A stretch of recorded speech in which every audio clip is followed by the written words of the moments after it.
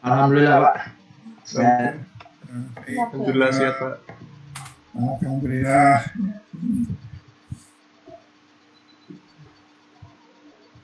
Hari ini kita masuk pada minggu kuliah ya, pekan kedua.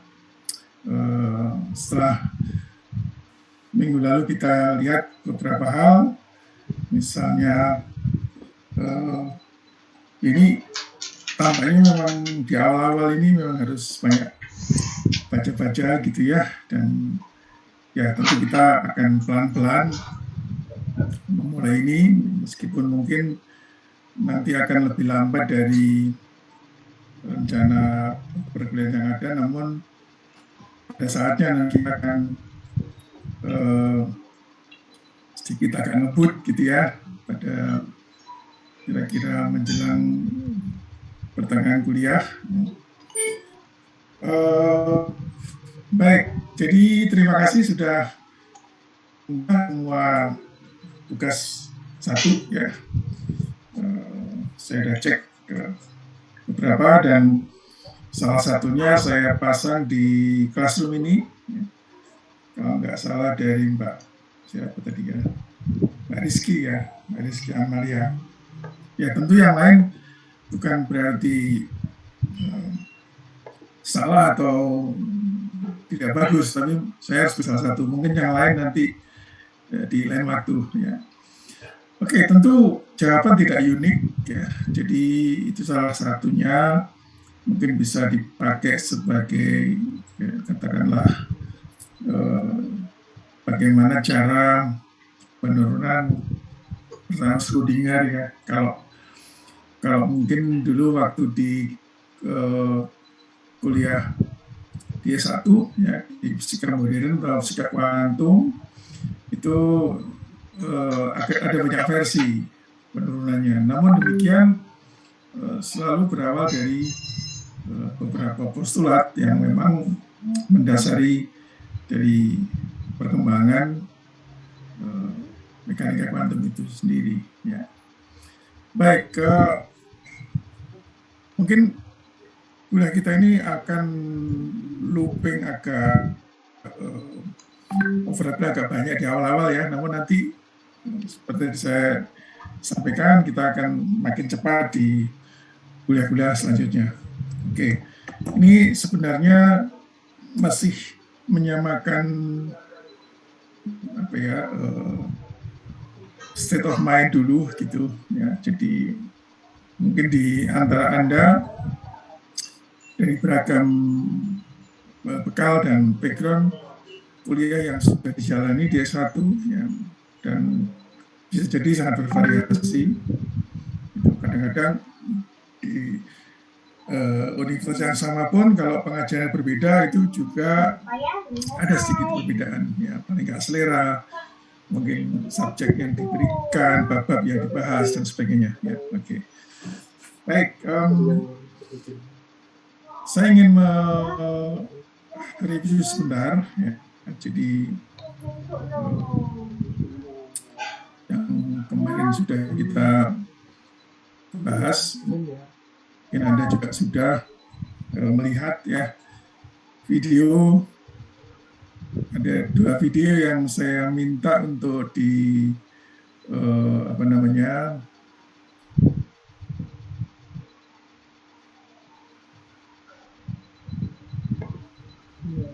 lihat ya. Jadi di akhir video yang kemarin itu bahwa persamaan Schrödinger itu bisa secara rinci itu diturunkan dari satu postulat Planck ya, postulat Planck. Ini sambil kita mereview kembali, membahas kembali hal-hal yang sudah pernah Anda terima dulu di kuliah-kuliah sebelumnya ya.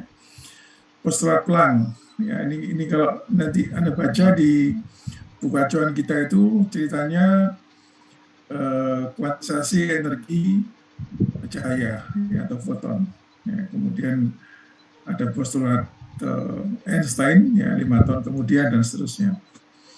Jadi ini sifat semacam sifat partikel dari gelombang, ya, zarah atau energi dari foton. Ya. Istilah foton pun diberikan oleh Pak Einstein. Ya.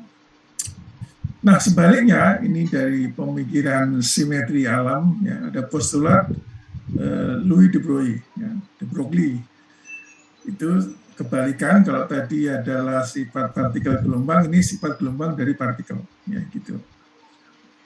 Lalu sebagai konsekuensi sifat gelombang muncullah fungsi gelombang, gitu ya. Yang saya juga ada berikan ilustrasi, fungsi-fungsi gelombang itu semuanya punya arti fisis, ya. Mulai gelombang kali, gelombang EM, gelombang bunyi, gelombang elektromagnet dan sebagainya, ya. Sehingga kalau dalam gelombang partikel, ya tentu makna fisis itu tidak serta-merta ada di situ, tapi harus digali. Dan itu Pak Max Born harus memberikan interpretasi terhadap fungsi gelombang partikel. Ya. Nah, kemudian postulat Pak de Broglie bahwa sifat gelombang dari partikel itu tentu punya konsekuensi, ya, konsekuensi. Jadi karena partikel bagaimanapun keberadaannya terbatas dalam ruang, ya, dan waktu tentu saja, sebagaimana kita bahas dalam mekanika klasik Newton, ya, maka gelombang ini tidak bisa gelombang sembarang. Gitu. Kalau gelombang sembarang itu bisa saja dari minus tak berhingga ke tak berhingga, gitu ya. Itu kalau secara informasi keberadaan partikel menjadi tidak jelas, gitu kan, di mana partikel berada. Nah, oleh karena itu dibutuhkan dengan terpaksa memperkenalkan gelombang paket, ya, yang keberadaannya terbatas.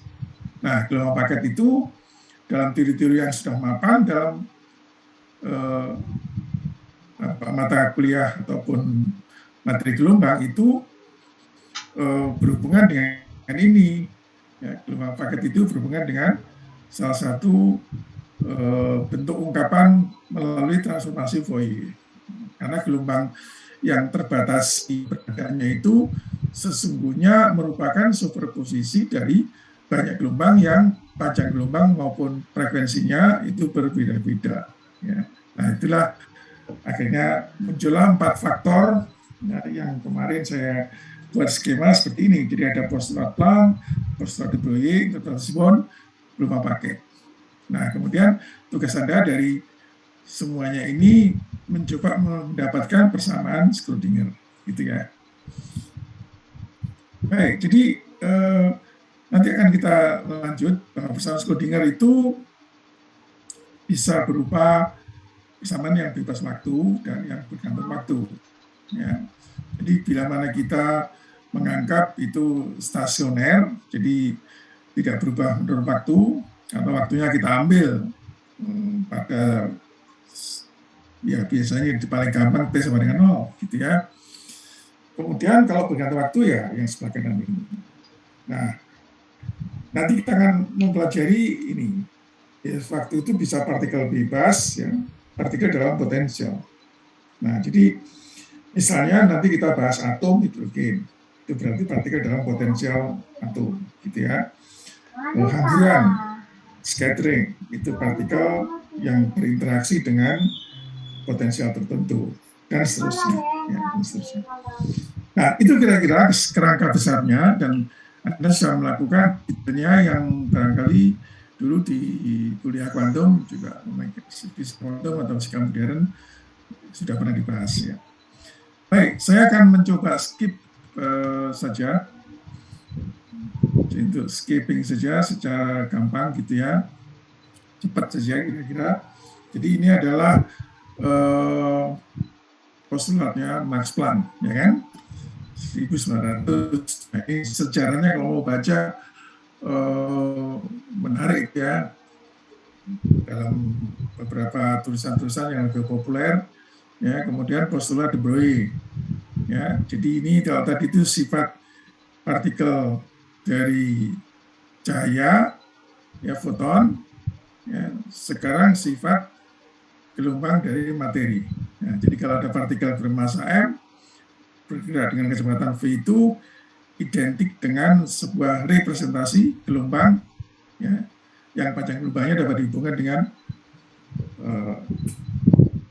momentum dan masanya.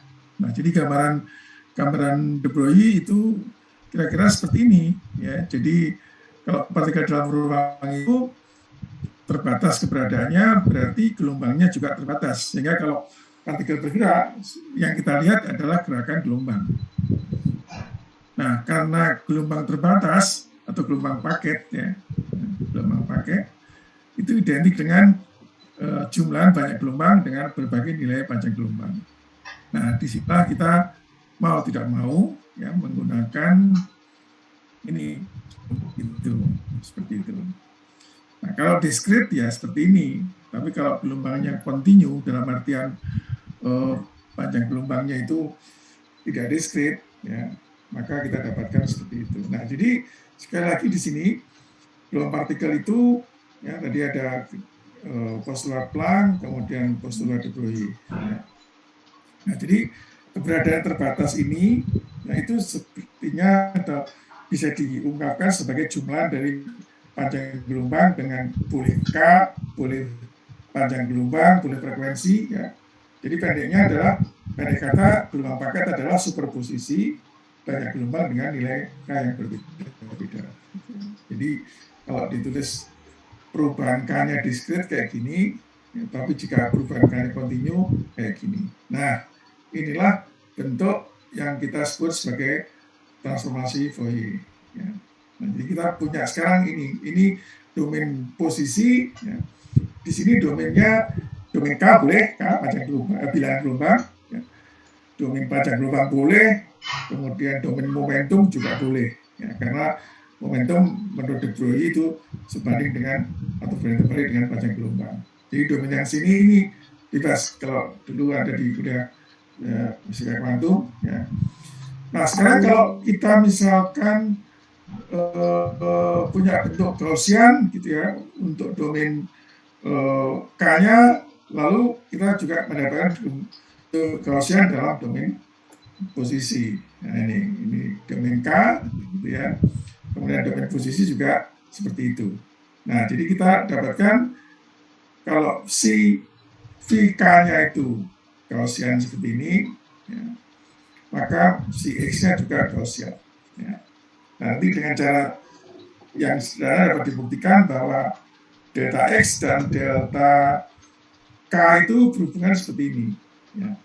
Nah, nanti kita akan dapatkan hubungan semacam ini, ya, yang kita sebut sebagai ketidakpastian Heisenberg. Nah, jadi mungkin Anda kalau selama ini ketidakpastian Heisenberg itu seperti turun dari langit, ya, delta P dikali delta X kira-kira sebanding dengan suatu nilai, tidak bisa nol gitu.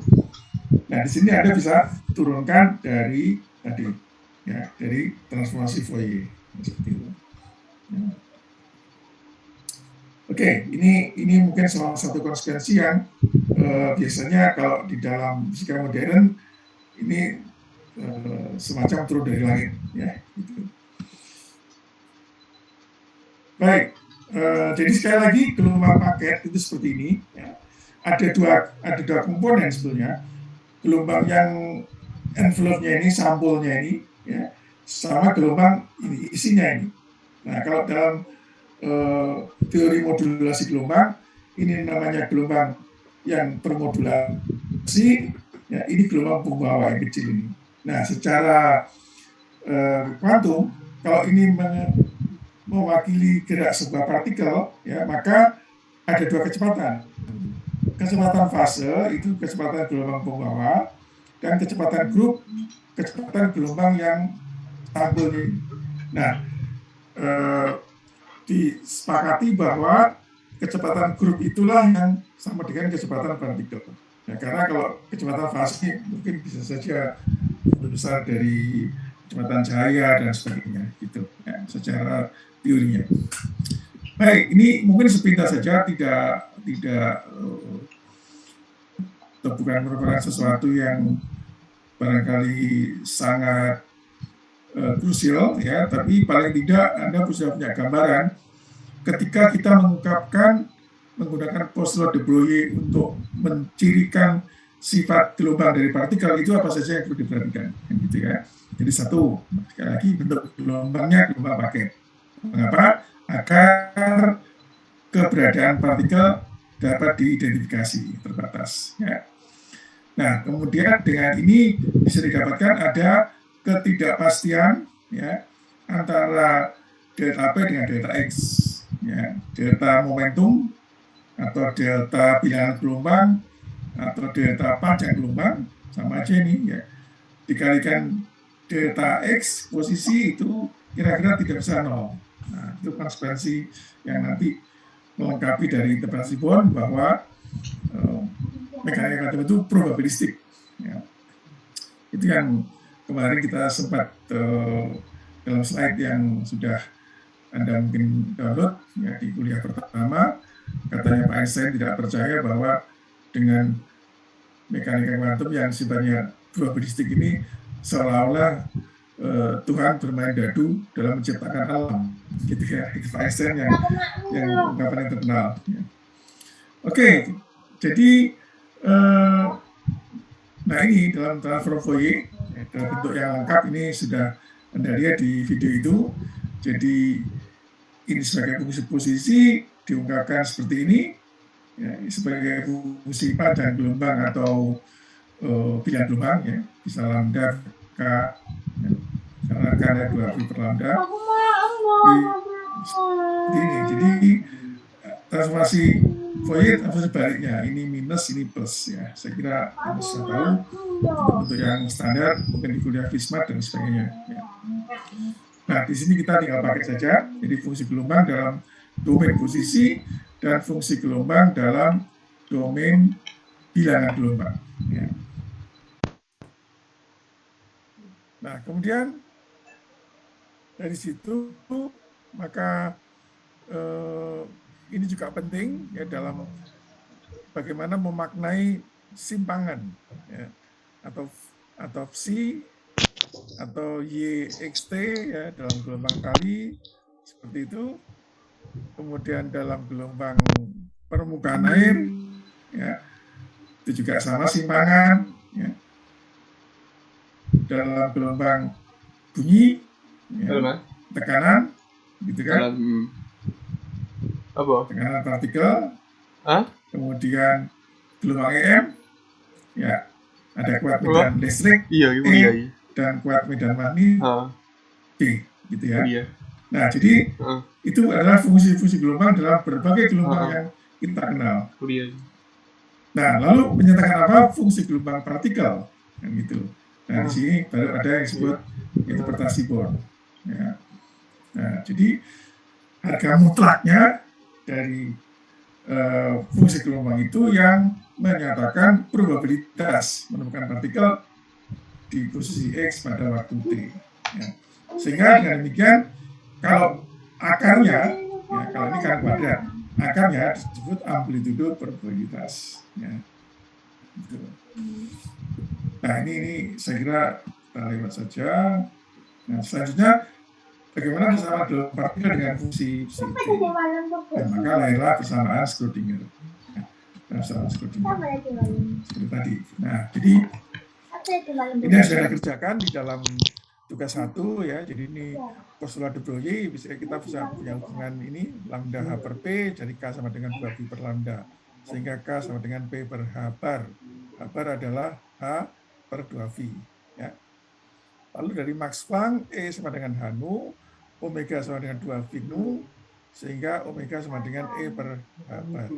Nah, jadi dengan demikian, kalau kita ambil bentuk transformasi Fourier dalam ungkapan gelombang ini Kx minus omega T ya, itu K-nya dapat diganti P per H bar, omega-nya dapat diganti E per H bar. Jadi bentuknya dari I Kx minus omega T menjadi I Px minus ET.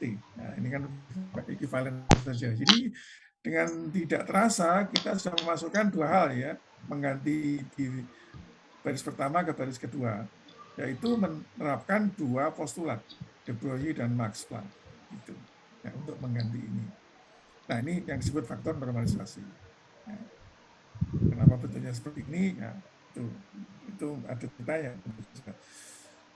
Nah, sekarang dari sini, ya, ini kan fungsi xt.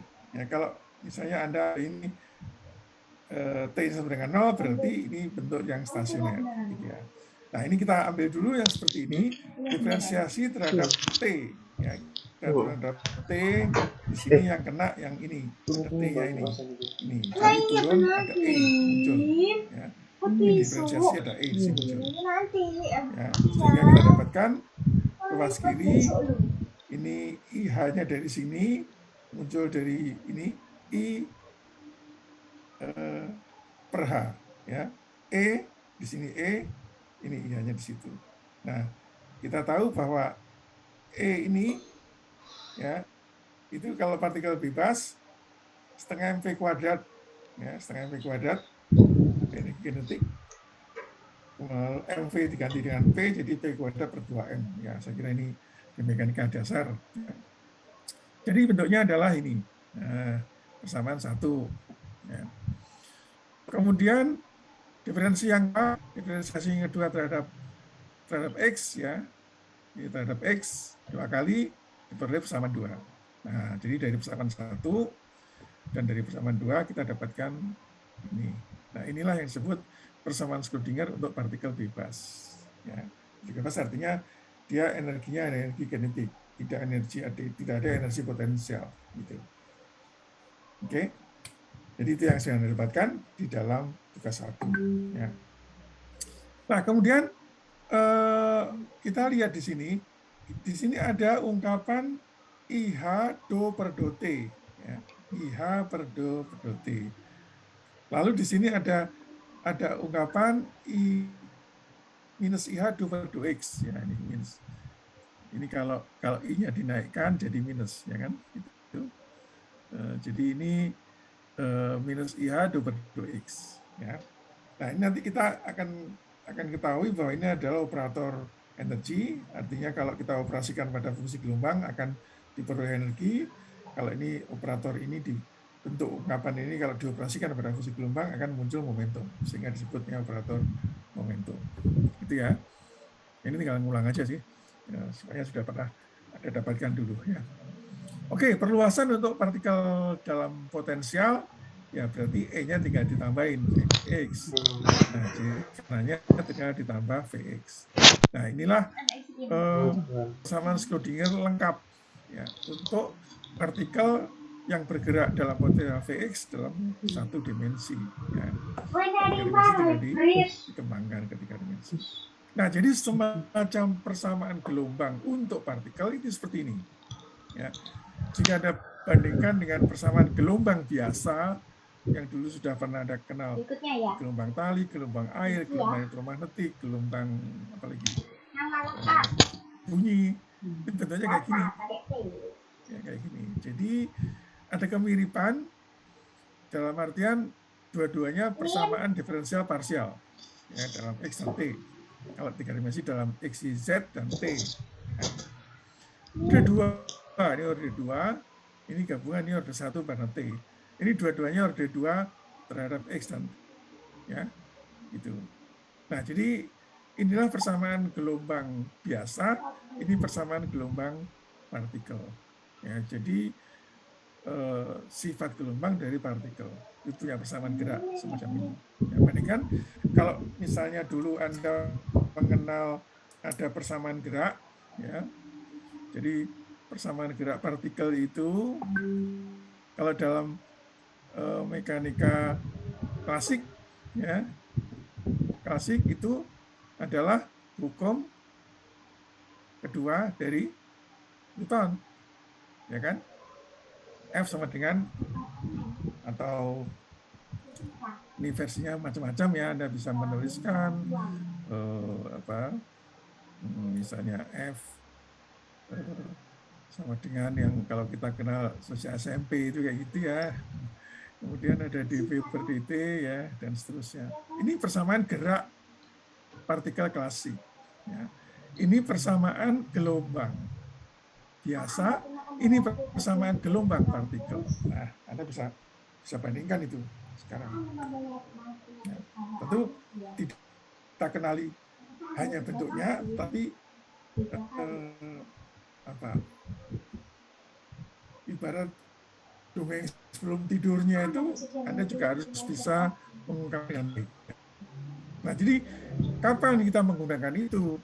Ya udah jelas. Kalau kita membahas gerak benda secara klasik, dipakai hukum Newton 2.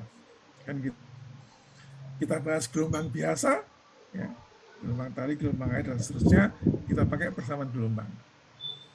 Kalau kita mau bahas sifat gelombang dari partikel mikroskopik, elektron, proton, dan seterusnya, kita menggunakan persamaan gelombang partikel, yaitu persamaan Schrödinger. Ya. Jadi ada persamaan, ada hukum Newton 2, ada persamaan gelombang, dan ada persamaan Schrödinger. Nah, ini yang konteksnya harus benar, gitu ya. Kalau Anda memilih persamaan mana yang harus dipakai, ya tentu dalam hal ini ya persamaan Schrödinger. Ya. Oke. Jadi kira, nah nanti selanjutnya sebagai mana yang sudah Anda pernah pelajari juga, persamaan Schrödinger ini tentu punya konsekuensi yang jauh lebih luas daripada yang ada di dalam persamaan gelombang biasa atau bahkan hukum Newton 2, gitu ya. Baik, sementara itu dulu. Barangkali ada pertanyaan, silakan.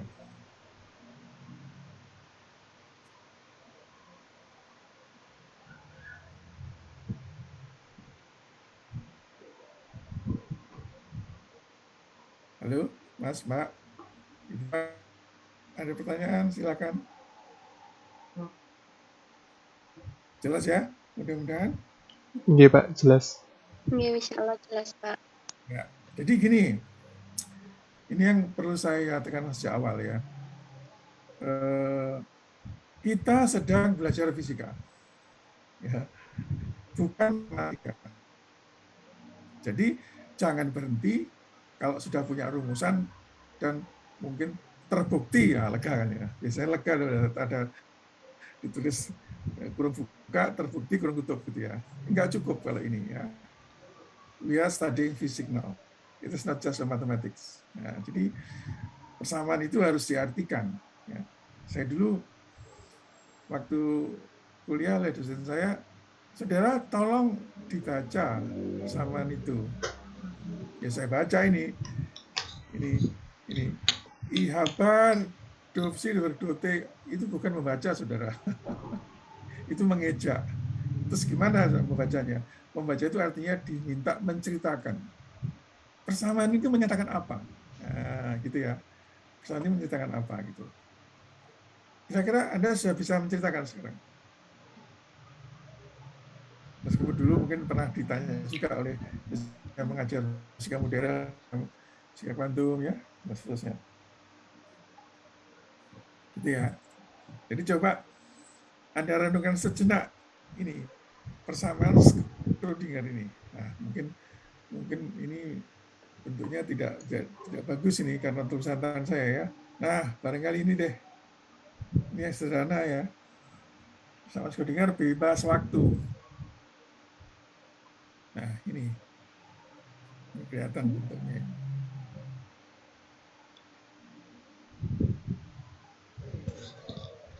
Atau yang ini ya, yang lebih panjang.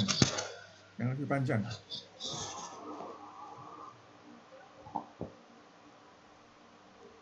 Oke, ya. Nah, baik. Jadi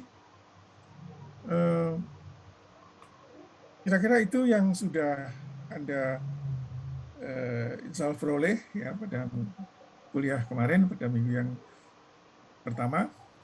Ya. Jadi mungkin refresh dari kuliah-kuliah sebelumnya sambil kita pelan-pelan melengkapi, ya, terutama deskripsi dan mungkin sedikit agak filosofis gitu, ya, agak filosofis. Baik, Sekarang mari kita buka buku teks. Sudah pernah buka? Ada sudah pernah buka? Mas Rifan ya? Ya, betul. Iya. Yang di classroom. Iya. Ayo Sudah, mau buka atau sudah baca-baca? sudah baca-baca di Sudah baca-baca. awal, bab-bab awal. Oh, bagus, bagus ya. Yang lain juga ya, mudah-mudahan ya. Oke, Ya jadi Pak, sudah Pak. Iya, Pak. nah ini sebetulnya saya seperti saya pernah sampaikan, buku ini saya pakai mungkin ganti-ganti ya, ganti-ganti. Tapi kali ini kita pilih yang ini. Ini buku yang sebetulnya tidak baru ya, tahun 2002. Kalau Anda lihat di sini tahun 2002.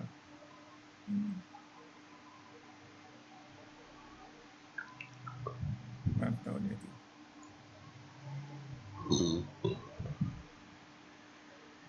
Nah, ini dia. Ya. Tahun 2002 ini. Ya. Jadi sudah hampir 20 tahun. Tapi ya, namanya fisika kuantum, mekanik kuantum itu ya itu saja. Ya, tidak. Kalaupun ditambah kurang itu aplikasinya. Ya. Tapi kan kita sedang belajar deskripsinya, bukan aplikasinya. Gitu ya. Aplikasi barangkali ya bisa saja beberapa contoh ya. Contoh. Kalau ada buku itu yang pertama kali Anda baca apa? Biasanya. Apa Mbak Aulia? Sejarah mungkin, Pak. Apa? Sejarahnya. Sejarahnya. Gimana sejarahnya buku? Kalau Anda buka buku ini, kira-kira yang pertama dilihat apanya? Oh, covernya, Pak. Preface Pak biasanya Pak. Sejarah sejarah. Oke.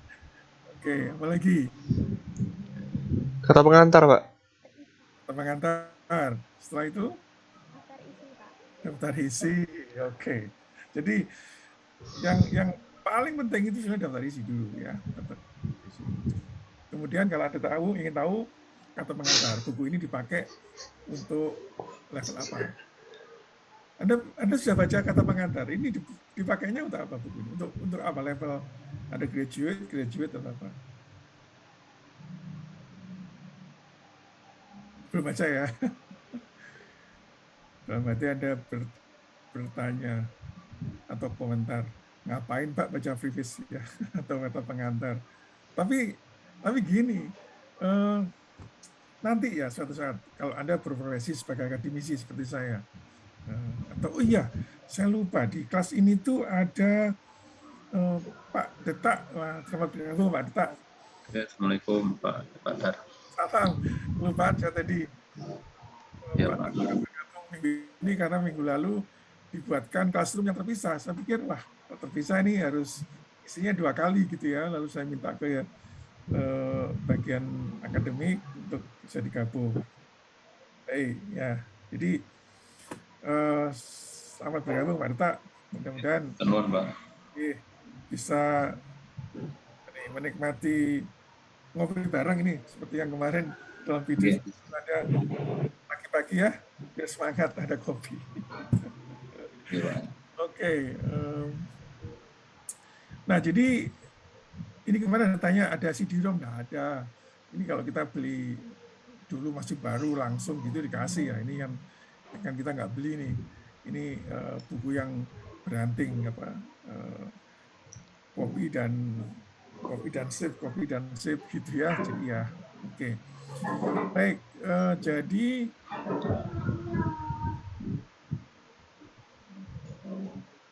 ini kita daftar isinya ya.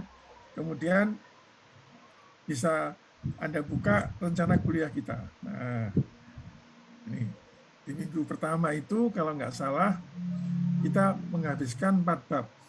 Mabuk ya. Tapi tentu saja kalau Anda lihat 4 bab itu sebetulnya mengulang ya. Dan itu sudah berakhir atau bermuara pada tugas 1. Jadi mengenali bagaimana konsep, postulat, teori, dan seterusnya yang akhirnya sampai ke persamaan Schrödinger. Gitu. Ya, jadi kalau kita lihat ini misalnya kuantum fenomena, ya, jadi gejala-gejala kuantum yang diamati oleh Pak Frank dan Hertz, ya, eksperimen, kemudian interferensi partikel gelombang, ya, kemudian ada yang double slit eksperimen, ya, lalu ada eksperimen Davison-Germer, itu sifat gelombang dari difraksi elektron dan sebagainya. Jadi semua ini adalah ikhtisar dari eksperimen yang sudah dilakukan orang, ya, di sebelum atau pada tahun 1900 awal, ya. Mungkin di video 1 Anda sudah pernah melihat, ya, situ. Kemudian yang kedua, ini fakta eksperimen, ya, fakta eksperimen.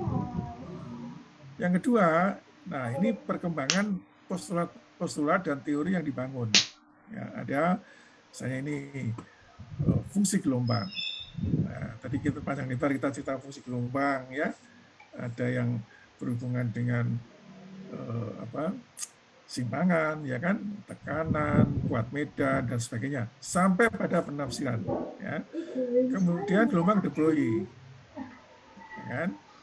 Terus prinsip superposisi, gelombang paket tadi kan, terus bermuara ke Fourier transform, ya kan.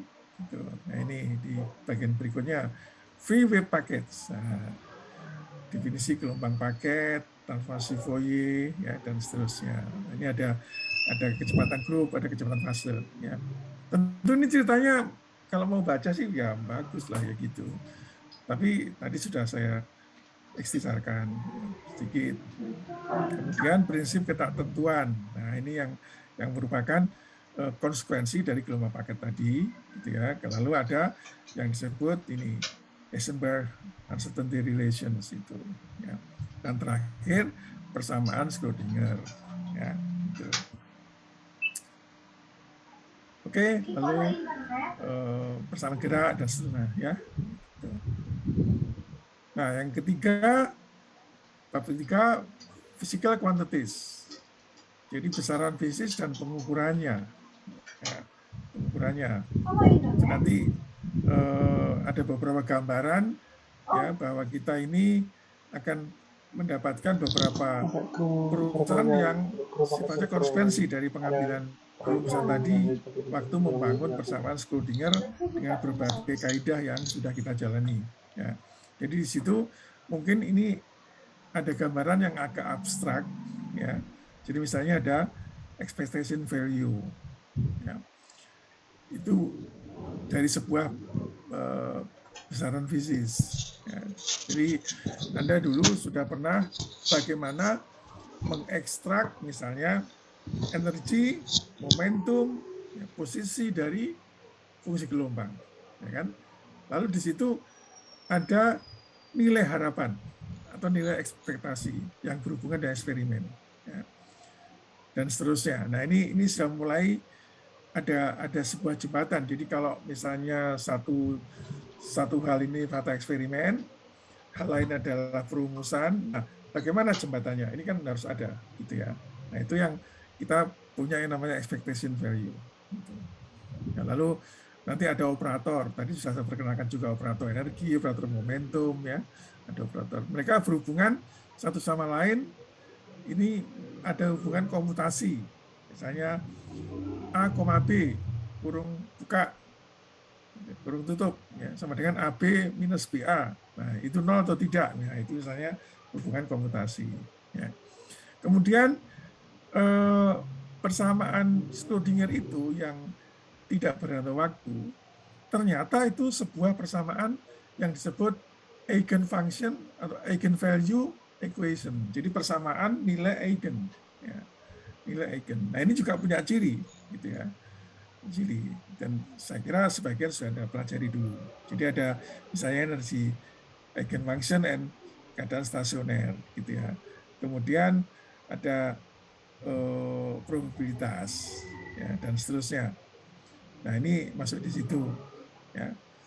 Oke, nah baru yang keempat ini contoh-contoh keadaan sederhana yang dapat diselesaikan dengan persamaan Schrödinger. Nah, inilah yang barangkali akan kita coba bahas di bagian yang keempat ini, ya, bagian keempat ini. Jadi misalnya ada kasus sederhana, ada ini sudah rumit ini sebenarnya nih, kalau bound state dan scattering state dalam contoh yang lebih lengkap, tapi ini baru disinggung ini aja, ya. Kemudian oscillator harmonik, ya. Kemudian ada partikel dalam kota, ada sumur potensial, ya, dan seterusnya. Ini yang dalam beberapa hal sudah dibahas juga baik di fisika modern maupun fisika kuantum. Nah, jadi kenapa empat bab ini saya masukkan dalam 1 minggu, itu maksudnya untuk mereview saja, gitu ya, untuk mereview saja.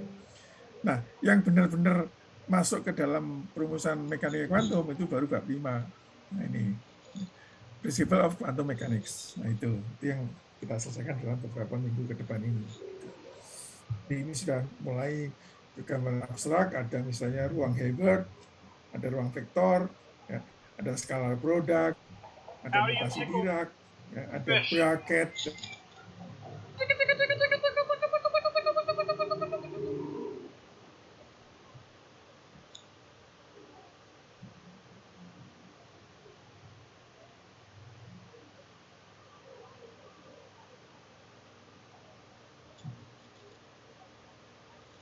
Seterusnya. Nah, ini misalnya struktur ruang Hilbert, ya, dan seterusnya. Nah, itu ini baru masuk ke kuantum dan seterusnya lagi. Nah, ini sampai selesai, ya, dan Anda bisa cocokkan di rencana kuliah kita. Jadi kapan kita membahas apa? Nah, barangkali sekarang masih awal-awal gini sedikit tertinggal dari rencana, tapi tidak apa-apa. Ya, yang penting Anda bisa masuk dalam mengikuti itu semuanya. Nah, itu kira-kira bukunya, gitu ya, bukunya. Tentu Anda boleh dan bebas menggunakan buku apa saja. Yang penting kata kuncinya quantum mechanics, ya. Dan Anda juga bisa ada buku pendamping, misalnya yang dipakai di S1 fisika kuantum. Itu kalau di fisika ITS pakai Gasiorowicz, ya. Kemudian kalau fisika modern menggunakan Arthur Beiser. Ya. Nah, jika ada yang butuh buku itu, saya bisa kirimkan. Silakan saja saya dikontak. Ya. Oke, ini tentang bukunya. Nah, jadi dengan begitu sekali-kali kita coba kita baca buku ya. Jadi ini betul-betul textbook thinking. Tapi mau tidak mau ya kalau kita belajar memang harus dari buku teks, begitu ya. Sekalipun Anda bisa menggunakan sumber bacaan lain, misalnya di beberapa website itu tersedia yang dalam bentuk PowerPoint, dalam bentuk PDF, mungkin kuliah-kuliah di MIT sekalipun ya, atau di YouTube dan sebagainya. Itu saya rasa Anda bebas saja mencari tambahan-tambahan kuliah-kuliah ya. Di YouTube itu kalau Anda masukkan kata kunci MIT course on apa gitu, itu ada. Ya. Misalnya untuk simple quantum states gitu misalnya, itu nanti ada. Jadi itu rekaman dari kuliah, nulis di papan. Wah, itu bagus itu ya. Saya senang mengikuti kuliah seperti itu daripada video kalau saya. Kalau Anda mungkin terutama ada zaman generasi milenial ini lebih suka lihat video, ada ilustrasi dan sebagainya gitu ya. Nah, tapi memang harus dilihat juga kuliah mana yang kira-kira butuh seperti apa gitu. Ya, oke. Nah, yang menarik sekali-kali kalau membaca bab awal ya, kemudian Anda ingin membaca introduction-nya, itu suka ada quote gini. Ya. Nah, ini dari orang-orang terkenal. Nah, misalnya ini, why do simple when one can do complicated? Ya. Jadi ini semacam ungkapan kita, kalau bisa diperumit, mengapa dibuat gampang kan gitu ya. bukan sebaliknya. Oke. Nah, jadi kalau misalnya Anda ikuti ini ya, satu introduction yang singkat. Coba Anda semua membaca dalam 1 menit ini, satu alinea ini. Ya.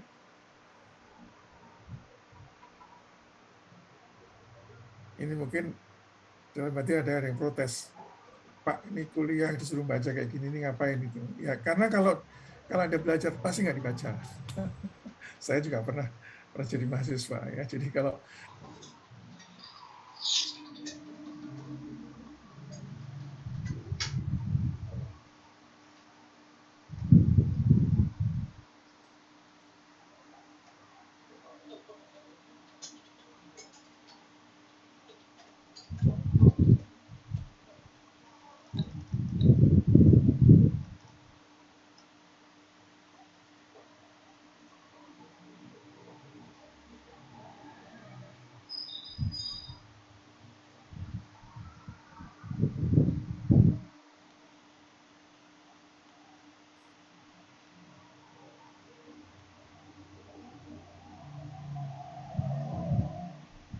selesai ya, satu alinea sampai sini. Oke, ada yang mau menceritakan dalam 1 kalimat mungkin? Apa isinya ini?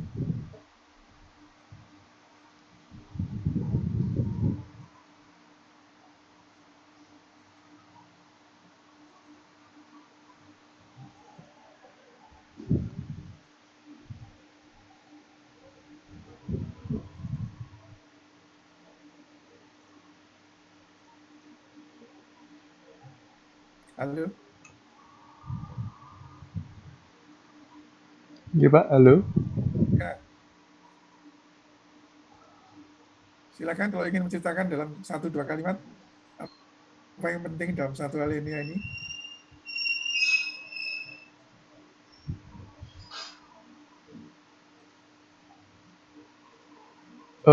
Kalau ya dari saya lihat sih, ini boleh Pak ya, pendapat kan Pak? Ya, siap, ya, ya. Oh ya, sebenarnya menurut ilmuwan itu kan keindahan ketika melakukan suatu tentang fisika itu tentang eksperimen. Jadi dia melakukan tes, as beautiful as it may be. Jadi dia membuktikan suatu teori.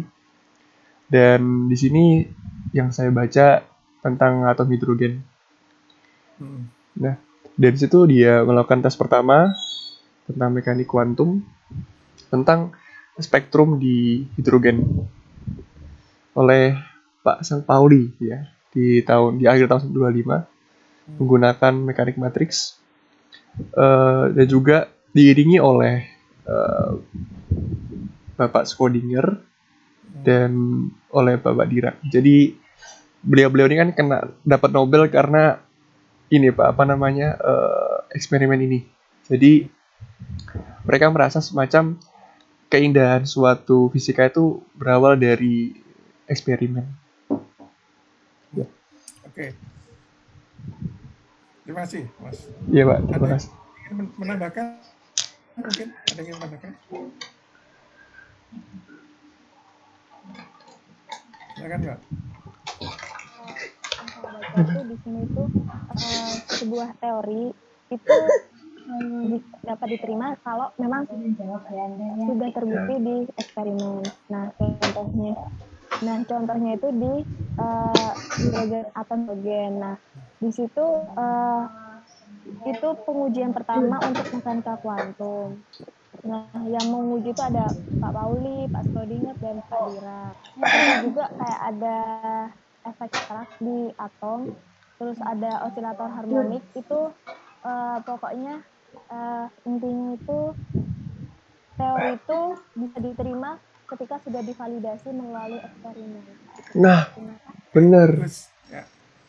Nah, keindahan fisika. Dari Mas Mbak berdua ini pun sudah banyak yang bisa Ngawur aduh. explore Tidak fisika pak. dari satu alinea yang hanya beberapa kalimat. Mereka mencintai sampai akhirnya Nah, jadi mendapat cintai pak. bayangkan kalau ini tidak terbaca, ya, tentu kita tidak akan tahu hal yang seperti ini sifatnya ya. Oke, jadi ada satu poin yang paling penting bahwa perkembangan ilmu pengetahuan khususnya fisika ini dan semua turunannya, teknologi itu kan turunan fisika semua ya, itu bahwa satu ada dua sisi yang harus bisa memberikan dukungan. Dalam hal ini, misalnya teori ini orang bebas mengembangkan teori, bahkan ada yang namanya theoretical physics. Tapi itu semua belum bisa dipercaya ketika belum terbukti secara eksperimen. Nah, ya. Jadi yang menjadi jenderalnya itu verifikasi eksperimen, experimental verification. Jadi teori apapun sebelum ada buktinya sulit dipercaya. Tapi kadang-kadang ada teori yang kita tidak tahu itu benar atau salah karena sudah ada bukti. Tapi teori itu tidak ada yang membantah. Nah, saya seperti itu ya. Ada contohnya itu. Ada contohnya. Jadi Anda mungkin pernah dengar teori relativitas, ya. Itu ada dua. Ada teori relativitas khusus, ya, yang membahas tentang kecepatan yang mendekati cahaya, lalu ada konsekuensi dari mekanika klasik menjadi mekanika relativistik. Kemudian itu juga sulit dibuktikan karena kecepatan-kecepatan yang ada di dunia ini masih rendah, masih jauh dari kecepatan cahaya, sehingga efek relativistik itu belum terlalu nampak atau bisa dikatakan tidak nampak. Nah, jadi sebetulnya kita belum tahu apakah teori relativistik itu benar.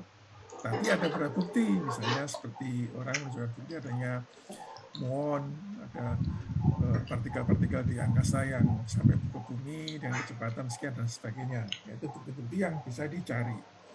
Yang kedua, teori relativitas umum. Itu yang dicetuskan oleh Pak Einstein tahun 1915, kira-kira ya. Dan selama 100 tahun, orang itu bingung, teori ini benar atau salah. Kalau benar, belum ada buktinya. Kalau salah, yang benar seperti apa? Karena tidak ada orang lain yang mengeluarkan teori yang menentangnya. Gitu. Sampai pada tahun 2015, bayangkan 100 tahun. Ya, 100 tahun. Terbukti orang bisa membuat alat dan bisa mendeteksi adanya gelombang gerak. Tahun 1915 yang sudah berusaha 1 abad itu ternyata terbukti. Gitu ya. Nah, dalam perkembangannya kalau Anda tertarik dari bidang fisika yang lain, itu banyak hal yang misalnya teorinya sudah maju, eksperimennya ketinggalan. Ya. Tapi sebaliknya, ada eksperimen maju, teorinya ketinggalan. Gitu ya. Jadi sudah banyak fakta eksperimen, tapi orang belum punya teorinya untuk menjelaskan. Itu juga ada. Ya. Yang sebaliknya juga ada, yang tadi saya ceritakan. Teorinya maju, eksperimennya masih belum ada. Nah, jadi itulah yang menjadi titik tolak dari perkembangan sains itu, dan di sini khusus untuk perkembangan kuantum itu dijelaskan dalam bagian ini. Jadi yang banyak dieksperimenkan waktu itu adalah antara lain atom hidrogen ini, ya, setelah ditemukannya elektron oleh Pak Thomson, ya, 1896 kalau nggak salah. Lalu muncullah teori atom Thomson, teori atom Rutherford, teori atom Bohr, ya, sehingga atom hidrogen ini menjadi harapan sebagai atom yang paling sederhana di alam, ya, 1 proton dan 1 elektron saja, yang menjadi simple model untuk eksperimen gitu. Nah, jadi mengapa teori atom Bohr itu pasti hidrogen yang menjadi dasar, ya. Nanti untuk teori atom elektron banyak nanti bisa dikembangkan. Nah, jadi Itu hal pertama yang ada di sini kan ya. Jadi spektrum hidrogen ini. Nah, yang kedua, ternyata kalau Anda lihat kelahiran mekanika kuantum itu sangat cepat. Ya, mengapa? Coba kita lihat ini.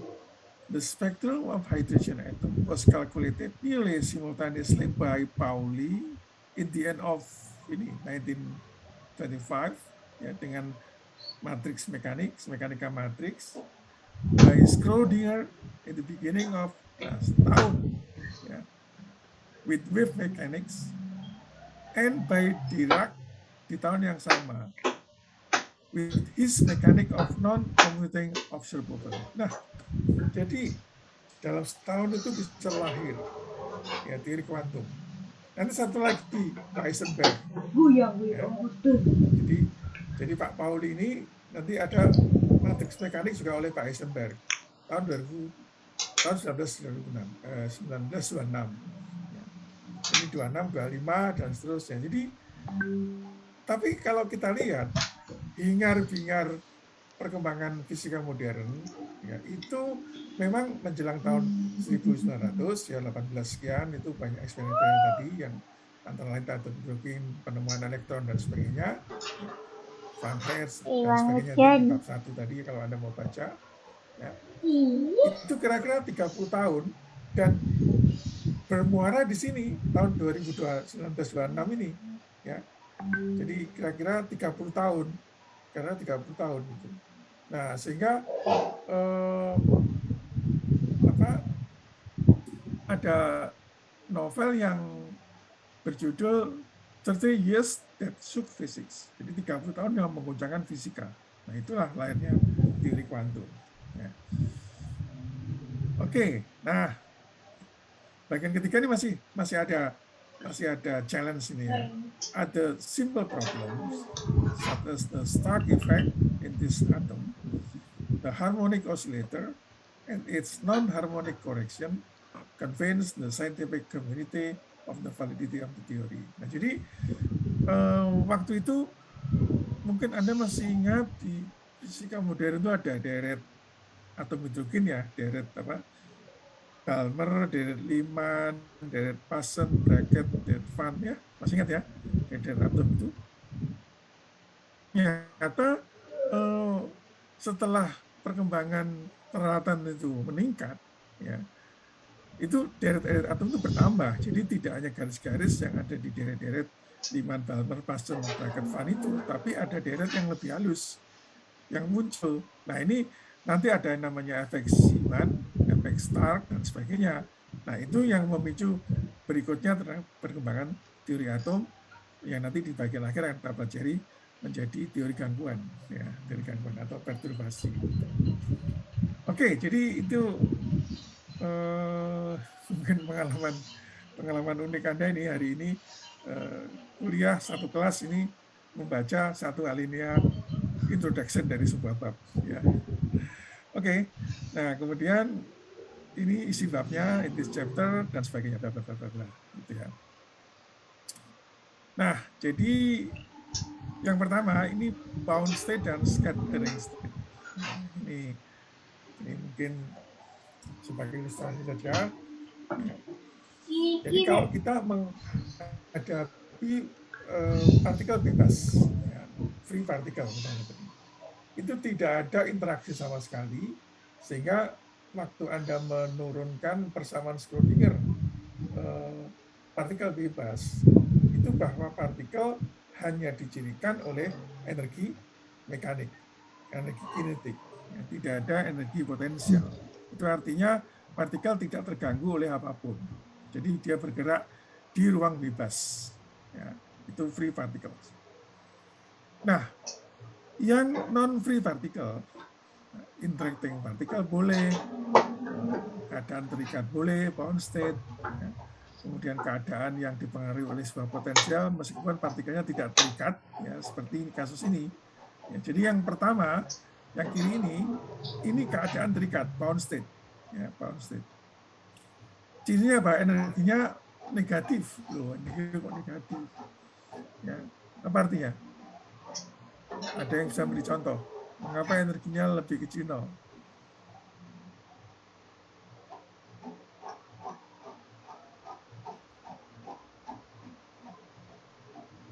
Halo, Mas, Mbak, Ibu, Bapak. Kenapa ini? Kalau begitu nol. Kalau dia bound state.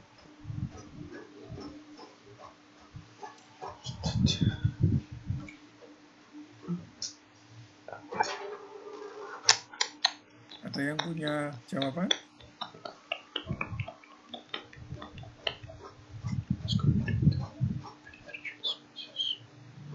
Halo? Mungkin karena punya limit atau batas mungkin, Pak. Punya limit atau batas? Iya. Gimana itu? Jadi dia Gambarannya gimana itu? keliling di situ aja. Seperti spektrum energi. Bapak Jadi, kalau salah, Pak. Energi di keadaan terikat itu energi negatif. Nah, energi negatif ini sebetulnya apa artinya gitu loh. Ini, Anda punya uang. Uang Anda itu positif atau negatif? 1 juta rupiah di dalam saku, cash. Positif, Pak. Positif. Iya. Kalau misalnya uang Anda negatif artinya apa? Utang, Pak. Saya, Pak. Anda punya utang. Ya, Iya. jadi keadaan terikat dengan energi minus sekian. Itu artinya apa? Artinya kalau diberi energi segitu, maka dia jadi bebas. Dari utang, Pak, ya? Sama ya? Iya, Pak. Nah, jadi utang. Ini seperti utang. Keadaan terikat itu energinya minus. Coba ya, misalnya pada waktu di dalam atom Bohr itu misalnya energi elektron di N sama dengan 1 adalah minus 13,6 elektron volt. Nah, artinya apa? Artinya kalau diberi 13,6 elektron volt, dia lepas dari kulit N sama dengan 1. Gitu ya. Nah, jadi makanya keadaan terikat itu energinya negatif. Ya. Kalau dia itu 0 berarti positif atau negatif, Pak? Lah 0 itu positif atau negatif? Positif, Pak, mungkin, Pak. Iya. Iya, Pak. Artinya, kalau dia 0 berarti dia terbebas dari atom, terbebas dari keadaan terikat, ya kan? Tapi mungkin dia tidak bergerak atau diem, gitu misalnya ya. Meskipun itu dilarang oleh ketidakpastian Heisenberg gitu. Kalau diam itu berarti nanti momentumnya 0, delta X-nya tak tinggal gitu ya. Tapi pengertiannya seperti itu. Jadi 0 itu dia bebas, ya. 0 itu bebas. Nah kalau dia plus, ya 0 bebas dan dia punya energi kinetik kan gitu. Tapi kalau dia minus, berarti dia terikat. Sehingga kalau diberi minus sekian energinya, diberi sekian yang harusnya minus itu, dia bisa bebas dari keadaan terikat. Gitu kan? Jadi energi inti atom, energi elektron dalam atom, energi nukleon dalam inti atom, ya, energi elektron dalam molekul, dalam solid state dan sebagainya, itu semuanya negatif karena dia bound state, ya, bound state, keadaan terikat. Ya. Oke. Nah, yang kedua ini dia keadaannya tidak terikat, gitu ya. Tetapi dia pernah berinteraksi dengan sesuatu. Nah, ini biasanya dalam teori selanjutnya nanti kita kenal keadaan yang scatter terhambur-hamburan. Jadi hamburan itu ada sebuah partikel bebas, dia masuk dalam gerakannya, dia masuk pengaruh sebuah potensial itu, kemudian dia misalnya bisa terpantul, bisa terdefleksi seperti ini, berubah arah, ya, bisa juga masuk di dalam sana, nggak keluar dan sebagainya. Itu termasuk dalam yang namanya scattering, ya, secara umum. Ya. Seperti yang kanan ini energinya positif. Nah, tapi dia terpengaruh oleh sebuah potensial, ya, yang sehingga dia harusnya dia gerak lurus, dia bergerak belok seperti itu. Nah, ini persis kalau benda langit yang mungkin mendekati bumi, ada kena pengaruh gravitasi planet-planet, lalu dia berpindah arah, itu namanya keadaan scatter, ya scatter. Jadi itu yang tadi kita sebut sebagai ini bound state and scattering state. Ya. Itu kira-kira seperti itu. Ini kalau Anda bisa baca lagi kayak tadi, barangkali kesimpulannya akan seperti ada di gambar ini. Ya. Oke, nah barulah sekarang kita masuk pada persamaan Schrödinger yang stasioner. Tadi ini ada tanda segitiga, ini jangan merasa asing ya, karena buku-buku itu seringkali pakai tanda atau notasi yang berbeda-beda. Ini segitiga ini Oh apa iya. sebetulnya? Laplacian, Pak. Iya, Laplacian ya. Biasanya segitiganya dibalik, yang Iya dah. di bawah itu, lalu ada kuadratnya ya. Jadi jangan merasa ini kok jadi segitiga. Gitu. Oke, di buku ini memang dipakai notasi seperti ini. Nah, ini yang tadi bound state, ya, bound state. Ya. Jadi nanti dalam gambaran yang sederhana bisa ada. Nah, ini kalau bound state itu kayak gini nih. Ya, jadi dia ada di sebuah potensial, nggak bisa keluar. Jadi paling ada di sini atau di situ atau di situ. Nah, ini bound state yang energinya discrete. Ya. Jadi energinya tidak boleh di mana-mana, tapi ya hanya ada di level-level tertentu. Nah, itu namanya bound state. Ya, bound state. Nah, kalau dia bebas di sini energinya, ini scattering, ya scattering. Jadi energinya mestinya ini batasnya sama dengan 0 di sini nih. Nah, gitu ya. Yang ini minus, ini positif. Ini positif, ini negatif gitu. Oke, nah di sini itu akan dibahas beberapa contoh ya. Ini tadi yang scattering state. Ya. Kemudian ini yang keadaan terikat. Jadi misalnya ada satu harmonik, satu dimensi. Ya. Ini saya kira dulu Anda sudah pernah dapat juga di fisika kuantum, gitu ya. Cuman mungkin pembahasannya sekarang agak ini sedikit lah, agak advance sedikit, gitu ya. Di quantum harmonic oscillator. Tadi kan ini secara klasik ya, ini secara kuantum. Kemudian ini persamaan Schrödingernya. Nah, yang menarik di sini bahwa persamaan Schrödinger ini tidak mudah diselesaikan langsung ya, secara analitis. Nah, tapi nanti Anda bisa baca, untungnya bentuk-bentuk itu dapat dilakukan transformasi besaran ya. Misalnya tadinya di sini ada E ya, ada H omega ya, ada H, ada omega, lalu diambil variabel baru epsilon, definisinya ini berini. Kalau ini variabelnya X, koordinatnya diganti Y, X per A, di mana A-nya adalah ini. Mana A itu? Nah ini. Hanya seperti ini. Ya. Nah, jadi bentuknya jadi kayak gitu. Nah, kenapa bagus-bagus ini kok bentuknya diubah? Nah, tentu ada tujuannya. Kalau seperti ini sulit diselesaikan, kalau seperti ini ternyata solusinya berupa ini. Nah, fungsi yang sudah dibuat oleh Pak Hermit sebelumnya. Nah, itu. Ya. Jadi dibantu oleh fungsi khusus sehingga bentuknya diubah. Sehingga solusinya, kan ini solusinya berupa E dan C. Ya. Jadi C-nya itu jadi gini.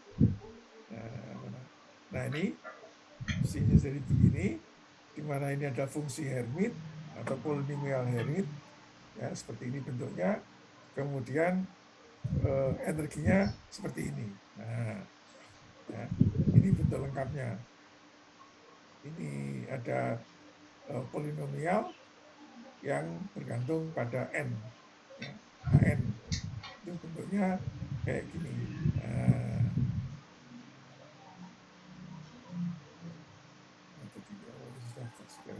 Oke, nanti saya bantu dengan Mungkin Anda belum kenal dengan polymer hermit, tapi barangkali di Wismat pernah didapat gitu ya. Nah ini contoh betapa kita butuh bantuan ya, fungsi-fungsi khusus untuk menyelesaikan kasus persamaan Schrödinger dalam potensial yang sederhana gitu ya. Oke, ini saja harmonik. Kemudian ada lagi yang sederhana berikutnya yaitu ini potensial sumur persegi ya. Ini yang sudah pernah juga di fisika kuantum atau di fisika modern. Nah, sumur persegi itu gambarannya kayak gini nih. Kayak gini. Loh, apa ada Pak potensial kayak gini? Ada. Ya. Ini dibuat dengan chips. Nah, kita lihat ini. Sandwich composed of ini aluminium gallium arsenat. Gallium arsenat, aluminium gallium arsenat ya. Jadi bentuk sepanjang berapa ini? Cuma 60 angstrom berarti 6 nanometer. 6 nanometer, ini sana 10 nanometer. Jadi bentuk potensial kayak gitu. Ini dari bahan semikonduktor. Nah, nanti Anda bisa tahu solusinya seperti dulu di S1 ya gitu. Kemudian ada potensial sumur tak beringga. Ini yang partikel dalam kotak, ya kan? Ya, seperti ini hasilnya ada kuantitasasi menurut N dan seterusnya ya. Ini partikel dalam 3 dimensi ya, dan seterusnya. Oke, jadi saya tidak sementara ini belum membahas detail ya, tapi saya ingin mengantarkan Anda untuk membaca dulu buku ini ya, masih di awal-awal supaya Anda punya kebiasaan yang ya insya Allah benar gitu dalam mempelajari buku kuantum ini gitu ya. Dan bila mana ada hal yang mungkin terlalu lompat, Anda butuh buku pendamping. Tadi itu ya, buku fisika kuantum S1 dan buku fisika modern gitu. Khususnya bagi Anda yang dulu kuantumnya barangkali ya bervariasi. Kira-kira materi yang sudah pernah diajarkan oleh Ibu Pak dosen di kuliah S1 gitu ya. Jadi nanti sampai bab ini selesai ya, sangat batas periodik ya. Nanti kalau Anda belajar misalnya ada yang tertarik mendalami quantum solid state quantum mechanics gitu ya, di S3 di fisika itu ada namanya kuliah Quantum Theory of Solids. Jadi teori kuantum untuk zat padat, ya, untuk padatan. Juga saya punya mata kuliah itu 3 SKS di S3 kalau mau memperdalam, gitu ya. Dan seterusnya. Jadi sampai ini selesai, saya rasa kita sudah mempelajari beberapa penggunaan persamaan Schrödinger untuk kasus-kasus yang sederhana. Ini penerapan untuk molekul. Jadi molekul itu seperti NH3 ini dapat digambarkan dalam bentuk 2 sumur, ya, 2 kotak ini. Ini tadi kalau 1 kotak ditambah 1 kotak, ya, yang di sini turun, jadi ada 2 kotak. Nah, jadi molekul ini dapat digambarkan dalam potensial 2 double potensial sumur double ini ganda, ya, ganda seperti itu. Jadi ini nitrogennya, ini hidrogennya. Jadi NH3, ini NH3. Jadi bisa yang hanya di kiri, hanya di kanan. Gitu ya. Nah, kemudian interpretasi tentang fungsi gelombangnya. Nah, ini seperti itu. Jadi ini sebetulnya agak teknis. Jadi bagaimana Anda menyelesaikan persamaan Schrödinger jika diketahui potensialnya, gitu ya. Ya tentu ini tidak cukup membaca. Anda harus melepaskan otot tangan, ya, mengerjakan beberapa kasus yang nanti saya berikan, gitu, sehingga mungkin pemahamannya akan bisa lebih meningkat. Kalau hanya baca saja, seperti baca novel, wah ini berarti nanti otot tangannya tidak berlatih, ya, sehingga persamaan-persamaan ini tetap tinggal di buku, Tapi kalau Anda sempat menuliskan kayak yang kemarin, kenapa saya tak tulis tangan, itu berarti Anda memfungsikan fungsi printer tangan Anda, gitu ya. Jadi rumus-rumusnya tidak tersimpan di CPU, tapi tersimpan di printer, gitu kira-kira. Ya. Oke, baik. Jadi ini tadi ya ada 2 sumur ya, untuk NH3 itu. Ya. Nah, ini 1 bab tadi selesai, gitu, ya, kira-kira 1 bab selesai sampai bab 4. Ini yang mestinya menjadi refresh dari kuliah-kuliah fisika kuantum dan fisika modern. Gitu. Ya, sehingga nanti berikutnya kita mulai bab 5. Nah, inilah yang menjadi titik tolak pembahasan kita tentang quantum mechanics. Ya. Jadi principle of quantum mechanics. Nah, ini kembali yang tadi di bab 4 ya, introduction-nya. Sekarang introduction-nya agak diperluas. Ya, ini mulai dari Pak De Broglie yang menjadi ini pionir gagasannya ini ya, tentang sifat gelombang dari partikel. Ya, kemudian tahun 26 Pak Schrödinger ya, tahun 25 ini Pak Heisenberg, Born, Jordan dan sebagainya, Pak Pauli dan sebagainya gitu. Ini. Jadi tetap di tahun-tahun itu lahirnya fisika kuantum, quantum mechanics. Ya. Nah ini tadi berikutnya ada matrix theory of and wave theory. Jadi kuantum itu sempat ada 2 kubu. Ya. Ini the controversy between the 2 types of quantum theory. Matrix theory, ini kubunya Pak Heisenberg, ya, dan wave theory dari gelombang. Ini kubunya Pak Schrödinger. Ya. Nah ternyata keduanya itu ketemu, ya. Jadi tidak satu salah satu benar, tapi dua-duanya ternyata merumuskan hal yang sama. Nah nanti kita akan lihat di mungkin pertengahan semester kita akan belajar tentang matrix representation. Itu sesungguhnya adalah matrix teorinya Pak Heisenberg. Ya. Kalau sekarang kita belajar wave teorinya Pak Schrödinger. Itu kira-kira. Nah dari sana baru mulai vector space, ya. Vector state. Nah ini yang sudah lebih abstrak dan barangkali Anda butuh mengulang kembali mungkin aljabar linier ya, atau ruang vektor di dalam kuliah fisika matematik ya. Vector state ya. Kemudian skala produk, ada notasi Dirac ya, notasi menggunakan matriks ya, itu, dan seterusnya. Nah ini notasi Dirac, ada Bra, ada Ket yang mungkin juga Anda sudah pernah tahu ya. Operator dalam ruang Hilbert ya, elemen matriks dan operator. Jadi operator itu bisa dalam bentuk operator diferensial, bisa dalam bentuk operator matriks. Jadi ada representasi matriks dari operator diferensial. Itu kira-kira. Dan seterusnya. Ini sifat-sifat ruang vektor. Ya. Dan seterusnya. Itu. Nah ada eigenvektor dan eigenvalue. Ini yang tadi saya sebutkan bahwa persamaan Schrödinger itu pada dasarnya adalah persamaan nilai eigen. Ya, dulu di aljabar linear sudah pernah belajar apa bedanya antara persamaan biasa dengan persamaan Schrödinger, persamaan nilai eigen, gitu ya. Oke, barangkali saya bisa punya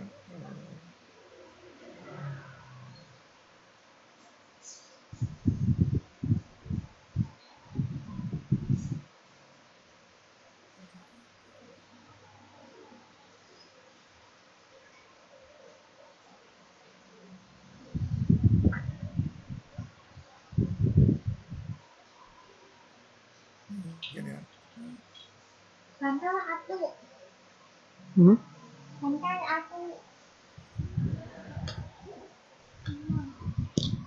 Ini yang tadi.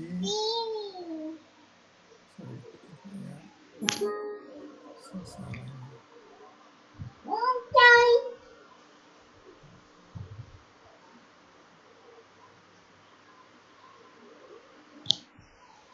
ini ya. Jadi gini, kalau kita punya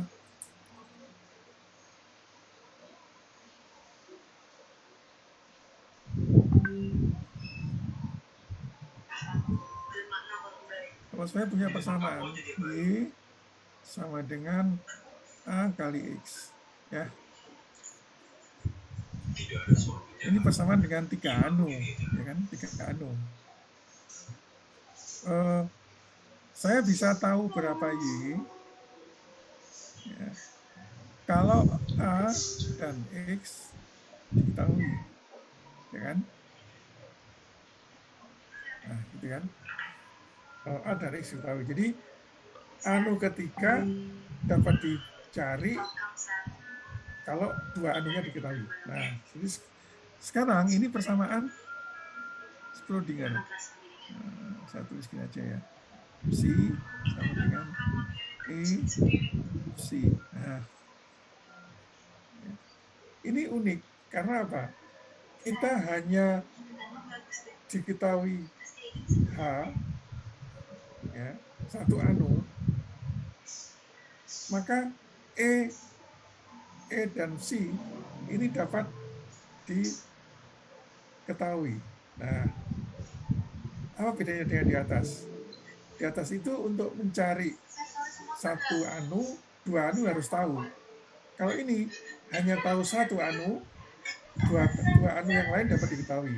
Inilah yang disebut persamaan nilai eigen atau nilai karakteristik, ya, atau nilai diri. Nah, nilai diri bisa juga harga diri, nah, gitu ya. Jadi ini nilai eigen, persamaan nilai eigen. Nah, kebetulan persamaan Schrödinger itu persamaan nilai eigen. Jadi kita bisa menyelesaikannya hanya cukup tahu operator. Nah, hanya cukup tahu operator, gitu. Oke, jadi itu kira-kira gambarannya.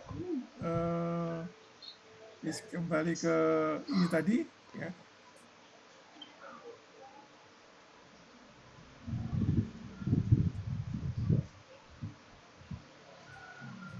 Eigenvector dan eigenvalue. Jadi ini dapat ditentukan, ya. Ini A psi A alpha psi alpha. Jadi hanya tahu A-nya, maka A dan C dapat diketahui. Nah, itulah yang disebut eigenvalue equation. Ya. Baik. Kemudian operasi proyeksi dan seterusnya. Ya. Nah, ini representasi matriks. Ini menggunakan matriks, ya. Menggunakan matriks karena sebenarnya kalau kita berjalan dari ini nilai-nilai M dan N ini sebetulnya ini tidak lain adalah elemen matriks. Jadi ada alasan kenapa persamaan Schrödinger itu dapat dinyatakan dalam bentuk matriks. Nah, inilah yang disebut matriks mekanik yang dicetuskan oleh Pak Heisenberg. Nah, misalnya operator ini punya representasi matriks. Operator P punya representasi matriks, gitu ya. Oke, itu bab 5 yang harus kita masuk di sini untuk kita pelajari lebih jauh.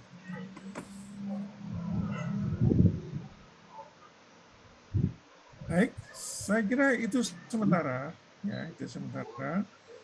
Jadi intinya silahkan untuk sekarang mulai membuka buku, ya, gitu ya. Mulai membuka buku dan baca-baca, ya. Tentu gini, saya tidak mau mengulang perumusan karena itu menghabiskan waktu. Jadi asumsi saya atau asumsinya dalam kuliah ini Anda sudah dapat fisika modern, ya, Anda sudah dapat fisika kuantum. Jadi perumusan dasar tidak kita ulang, itu, tapi kita langsung menuju ke perumusan yang lebih lanjut. Nah, jika ada masalah, ya, mungkin Anda belum sempat dulu mendapatkan itu dan sebagainya, silahkan kontak saya. Ya, nanti akan saya dampingi dengan buku-buku yang lebih fundamental, ya, buku-buku yang lebih awal. Seperti tadi saya sebutkan, saya Arthur Beiser untuk modern physics, ya, kemudian Gasiorowicz untuk quantum physics. Gitu. Baik, saya kira itu dulu. Silakan ada pertanyaan.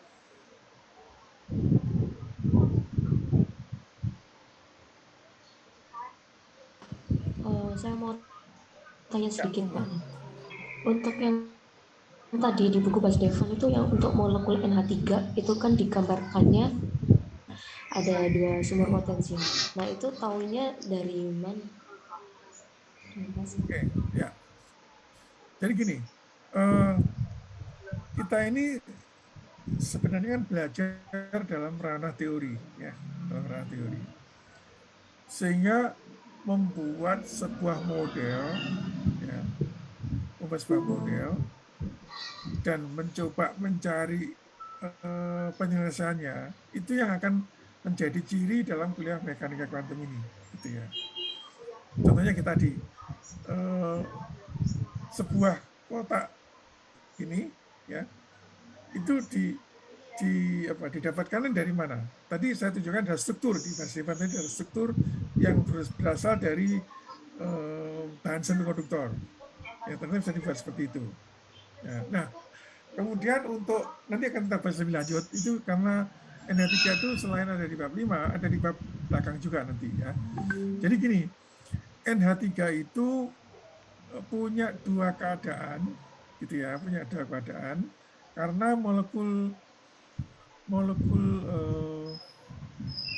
sebentar ya, saya coba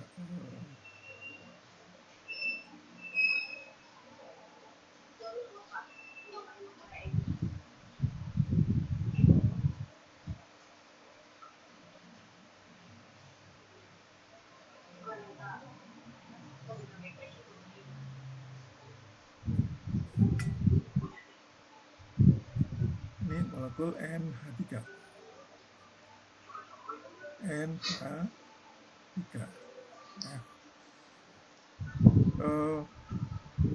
ini kalau mau kita coba bongkar ya, N itu masih ingat nomor atomnya berapa?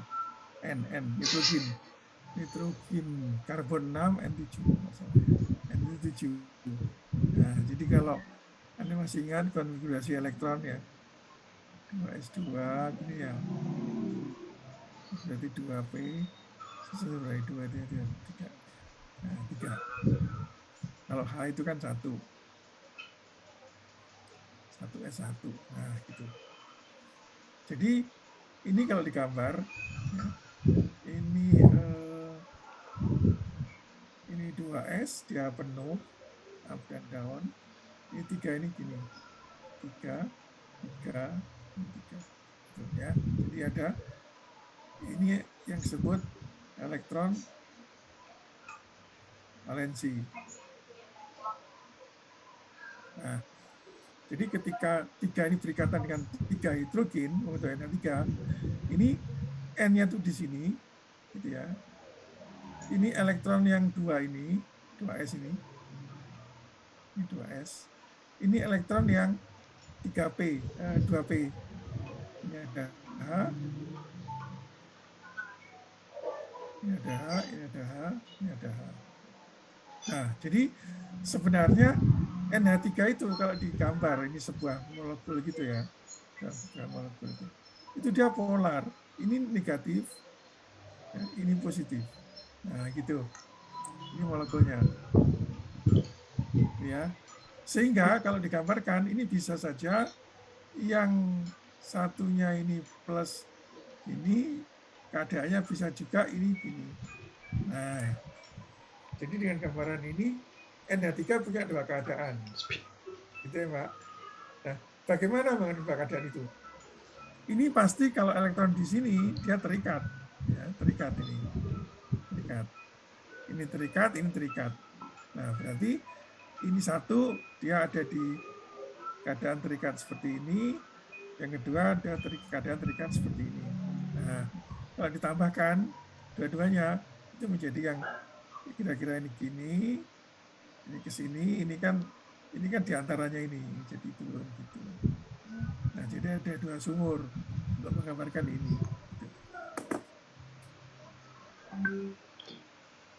Itu Mbak Aulia kira-kira. Iya Pak, terima kasih. Nah, jadi kadang-kadang memang ada cerita agak panjang ya untuk bisa memahami itu.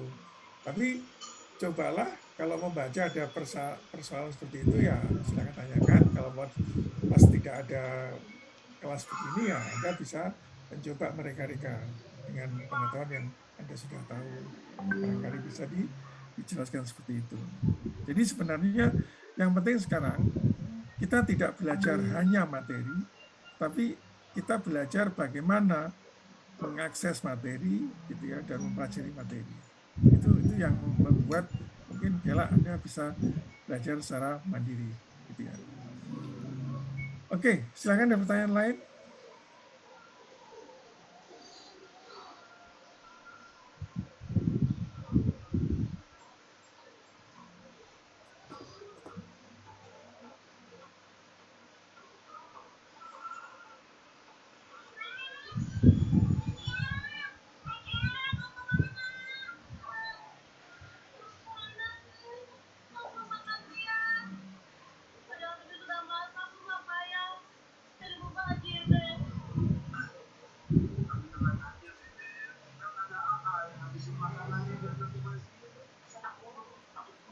Cukup?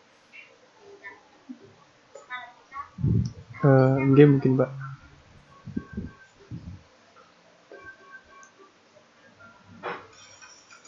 Oke, baik. Kalau gitu, ini waktunya sudah mendekati selesai. Sementara kita cukupkan dulu. Dan jangan lupa ya, setelah ini, bagi yang belum mungkin membuka bukunya dan coba dibaca pelan-pelan. Ya. Jadi, sekali lagi, Anda jangan memposisikan diri sebagai pembelajar yang belum pernah mendapatkan dasar-dasar yang sebelumnya ya. Itu nanti kalau seperti itu kita agak jauh gapnya gitu, sehingga mungkin catatan, buku-buku teks apapun, bahan kuliah yang lain Anda buka semua yang pernah Anda peroleh. Nah, dari situ nanti hanya sekedar mengingatkan bahwa sebenarnya Anda sudah investasi ya, Anda sudah punya modal. Nah, jadi sekarang tinggal bagaimana materi yang sekarang ini bisa dicapai atau digunakan background yang sebelumnya untuk membantu pembelajaran itu. Itu ya. Oke, kalau gitu nanti akan saya pasang di Classroom buku-buku yang lebih dasar yang dipakai oleh adik-adik di S1 gitu ya, fisika modern dan fisika kuantum. Syukur-syukur bisa memberikan gambaran yang ini ada juga buku berbahasa Indonesia ya. Yang Pak Agus Pur memang tidak ada soft copy-nya. Saya punya satu buku yang ditulis oleh teman saya dari Unpad, judulnya Fisika Kuantum, itu juga bisa dipakai ya. Jadi gini aja lah, saya pasang di Classroom. Kalau ada butuh silakan download, kalau nggak butuh ya biar aja. Itu ya kira-kira. Iya Pak. Terima kasih Pak. Ya, kita bisa akhiri kuliah hari ini. Terima kasih. Kita insya Allah ketemu hari Rabu. Tetap sehat di rumah ya. Iya Pak. Jaga protokol ya. Oke, baik. Terima kasih. Assalamualaikum warahmatullahi wabarakatuh. Waalaikumsalam warahmatullahi wabarakatuh. Waalaikumsalam warahmatullahi wabarakatuh. Terima kasih Pak. Terima kasih, Pak. Terima kasih.